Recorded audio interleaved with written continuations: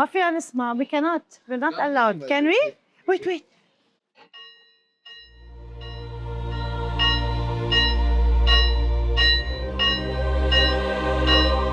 So I present you this bell of the church. It's from the 19th century, so it's more than 100 years. And this bell was brought by the first priest, and he was supposed to be in Ahmadi Church. But now he's in the cathedral, and it was raining sometime. And the last time he rang was at the liberation of Kuwait in 26th of February 1991. So the bell was wrong, and all the neighborhood was knowing that is freedom. So for us, it's a bell of freedom. And remember, we put it here as a historical monument. I think nobody knows about this. No, I think it's the first time. You're the first to see it. Thank you for telling us. Here for people to know that freedom is precious gift. It is. ما فينا نسمع. We cannot. We're not allowed. Can we? Wait. In Kuwait, faith may differ and prayers may sound different, but the values are shared: compassion, respect, and hope. Between mosques and churches, there is more than tolerance. There is understanding, forgiveness, and unity. يبلغ عدد المسيحيين الكويتيين 141 حسب آخر إحصائية من هيئة المعلومات المدنية اللي هي في 30 يونيو 2025. المسيحيين المقيمين في هذا الوطن العزيز حوالي 800,000 مختلف اللغات والجنسيات. Behind me is the National Evangelical Church of Kuwait, one of the country's oldest Christian institutions with roots dating back to 1910.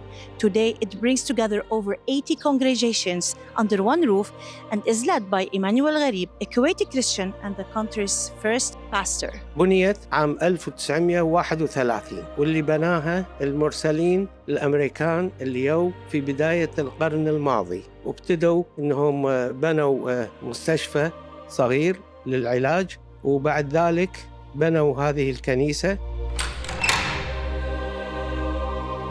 So the first priest came from Iraq in 1945, and with the KOC personnel, they were asking to have a place of worship. So they established the first stone in 1948, and the church was built by KOC and all the Christians there in 1956. Under the Sheikh Abdallah Salim El Sabah. So he was the one proving to have this, and also for the co-cathedral in Kuwait City. So this particular building where we are was built in 1954 and was meant to be consecrated or set apart or blessed by the bishop as a place of worship in 1955. But for some reason, that did not happen. It only happened in 1956.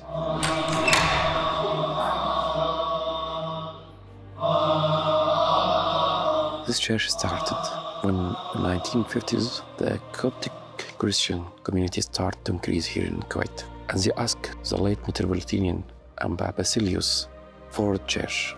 And he asked from late Bob Kyrillos VI for the church. And then Bob Kyrillos sent a letter for His Highness Sheikh Abdallah Salim, and he welcomed the Bob Kyrillos and all the Coptic Christian people here. We are so proud that the first Mano Basilica is in Kuwait, to create a link between the community far from Rome around the world. The Catholic, so they receive this title for certain churches, important churches, not big one, big or small, but important, significant for the people.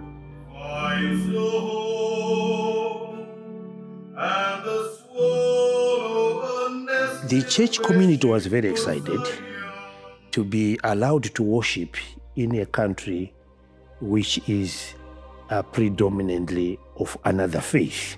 1959, and within like 1 year, this was in October, and they start to pray in place in April 1961. So it was very, very fast. It was like happiness for all the Coptic community that His Highness, Small Sheikh, accepted us here in Kuwait and gave us a place to pray. And since this time, the church was in Kuwait City. And after time, they want to make a road and they asked for another place for prayer. And then we take this place to make as a gift from Kuwait to pray. We started to pray here at 2011.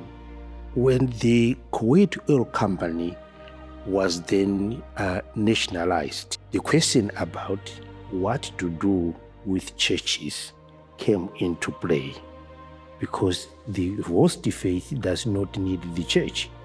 They could destroy the churches and forget about them.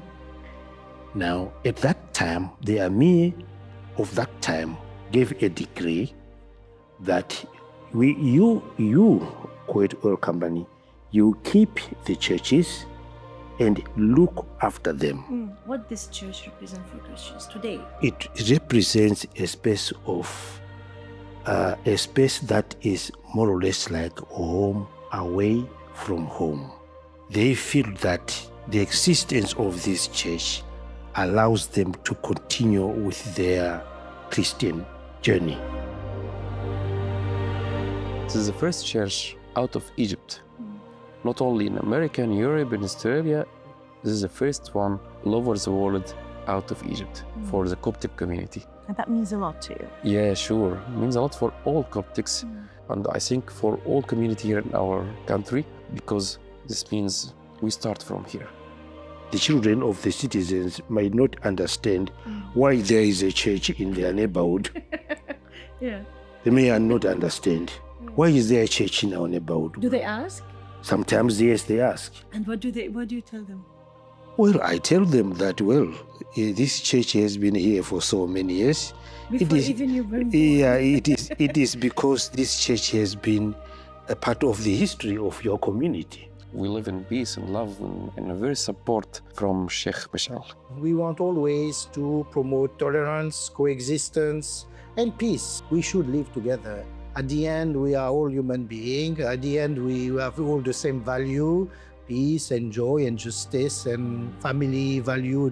So everybody should follow these steps. And we have all we have in common with Muslim brothers and sisters. We develop in our churches. When a country gives you a place to pray, this means we live as a one community.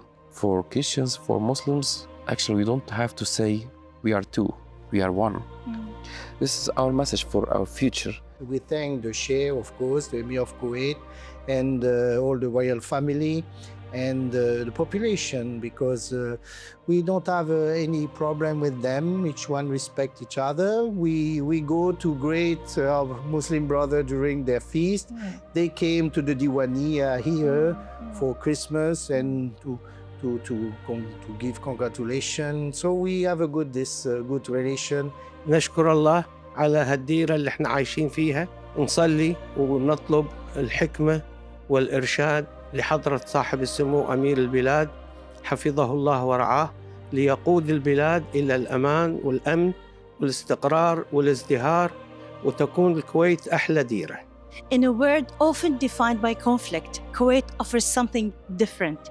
A reminder that peace is possible, that coexistence is real, and that even in the smallest of nations, the biggest lessons in humanity can be found. This is a story of unity. This is a story of faith. This is Kuwait.